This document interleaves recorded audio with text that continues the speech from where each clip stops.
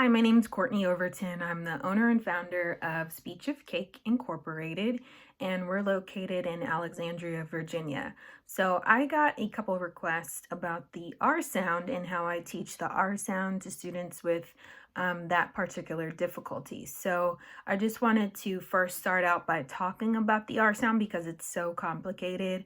And there are actually 32 different specific separate sounds that I address.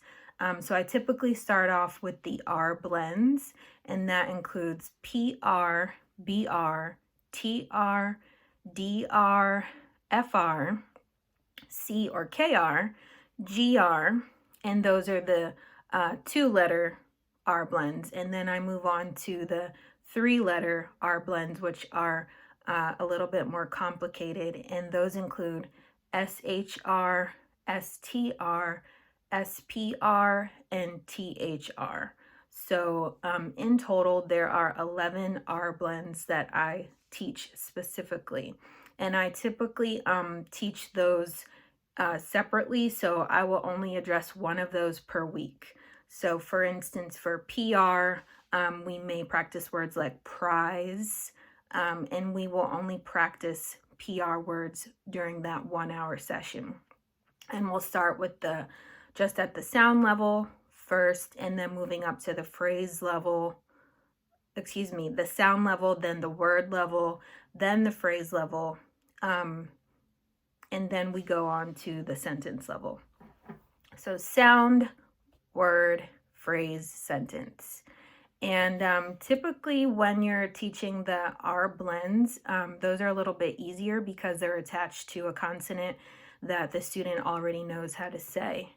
So going back to PR, you put your lips together for P, and then you can slightly push your lips out for a good R sound. So it looks like this.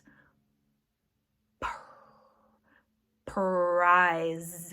So if you're working on prize, then you can prompt them to say, try to push your lips out a little bit more for a stronger R sound. And those R blends are typically found at the beginning of words, so you don't have to worry too much about teaching them at the medial level or the final level. And after the student has mastered all 11 of those blends, then I move on to the Pre-Vocalic R, which is simply the R sound in the beginning of words like ring. And since they have mastered all of the R blends, then you can start to use the whisper technique, which is when you actually take away the first consonant and you only hear the second consonant. So you're starting off with like BR, for instance, and an example for BR is brownie. So you might say, you already know how to say BR, you know how to say brownie. Can I hear you say brownie? Then they'll say brownie. And then you can say, all right, now next time when you say brownie, I want you to just whisper the B sound in brownie. So they'll say brownie, brownie, brownie. And they start to focus on those specific sounds in a separate manner. So the Pre-Vocalic R is really good to teach after the R blends because you can incorporate that whisper technique. So if you're keeping count, we're already at 11 R blends and 1 Pre-Vocalic R. So we're at 12 sounds at this point. And as I said, there are 32. So once they've mastered the Pre-Vocalic R, then I moved on to the Vocalic R. And I prefer to teach the retroflexed, which is when you're curling your tongue tip back. I think that's easier to teach because it's more visual and it's easier to manipulate. And now I'm going to show you all of the materials that I use when I teach the retroflexed Vocalic R sounds. So I have my Mighty Mouth, which is from Super Duper, and it's great for speech language pathologists that specialize in articulation because you can see the mouth. You can talk, and you can also show this. So obviously I do show my mouth during therapy and making sure that students can see what I'm doing, but sometimes I need a bigger mouth and I need to use my mouth to talk and this mouth to demonstrate. So in here, my favorite part of this mighty mouth is actually this part, because you can see those bumps. And that's actually important for me when I teach the retroflexed R, because I want the student to start their retroflexed R sound with their tongue on that bumpy part. So that part is particularly important to me and my technique that I prefer. So after we talk about the anatomy and physiology of the mouth with the mighty mouth, then we usually build a tongue, and you can use anything like silly putty. You could use Play-Doh. I have this Play-Doh foam that I really like, and it is from Five Below. I like that it's a little bit more textured, so it has this really nice surface and texture with the little white pieces inside. So it's just a little bit more fun, and pink's my favorite color. So then we take that out of the packaging and we start to shape it into a tongue. And my bestie, Christina Royster, purchased this from Target for me in the value section. So I use this also, and it has the dental kit with the different toothbrushes and dental picks. So I actually shaped the tongue with the Play-Doh foam, and I'll put it inside here, and we'll talk about the tongue here. And the student thinks it's really fun, and they start playing like, "Hi, my name is Johnny," and they talk about the tongue and the different parts of the tongue. This does not have a bumpy part up here, but it's still really fun to use different manipulatives to make sure that the student knows what their mouth looks like. And of course, as a speech language pathologist, you do need a mirror. So I have this mirror, which is plastic. So I can throw it around. It doesn't break. Working with younger students, it's very good because it's not glass. So this is a plastic mirror that students can use. And I also obviously always keep highlighters and pens.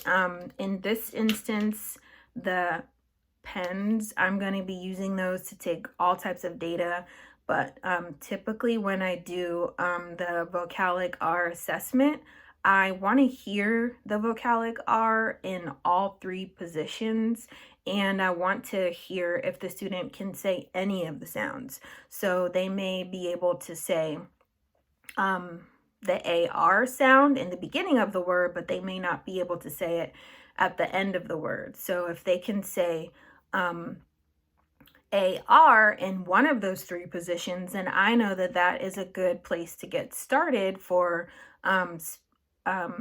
the R sound therapy, because I know that they already know how to say one of those three positions, and I can start to build their confidence and they feel successful in building their speech repertoire in that way. So if they can say art, but they can't say star, for instance, then I will say, "Oh, you already know how to say art. Think about it. It's the same thing, but it's just at the end." And we'll start talking about those different components like art versus barn versus star. So then we start to talk about, then I actually start to get inside of their mouth. So as you recall, we've already showed them two different models with the mighty mouth and then with the Target dental kit with the two different mouths, which are these two. So they've already seen it on a model. Now they need to see it in themselves. So we bring that mirror back And then we also start to talk about what's going on. So I have gloves, obviously, got to protect myself. And I also have a tongue depressor. And plot twist, both of these are grape flavored. It makes it a little bit more fun for the students, and I just got both of these on Amazon.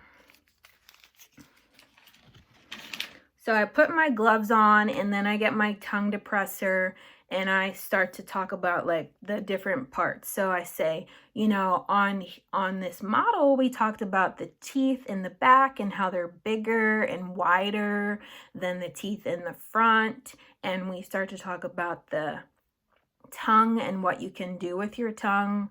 You can stick it out like this for the TH sound, or you can keep it inside like this for a good S sound. We also talk about that bumpy part, which is key. And we say, okay, put your tongue tip up there, try to move it around a little bit. Students that have difficulty coordinating their articulators, they may have difficulty finding the bumpy spot and actually wiggling their tongue around there. So that's when I start to incorporate the grape flavored tongue depressor. And I also have this throat scope tongue depressor, which is very fun for students because it lights up and you can actually play around with it a little bit more and use different vernacular. For instance, you could say, you know, I've got my special flashlight that we're gonna use today to try to find the bumpy spot. And students really like to have fun with this. I use this not only for identifying the bumpy spot for the R sound, but also for the L sound, like la la la la la. So this is really fun from Throat Scope. So we've got two different types of tongue depressors. We've got the mirror, and I clean my Throat Scope with alcohol pads, and again, just an Amazon find. And that's how I wipe it down after each session to sanitize.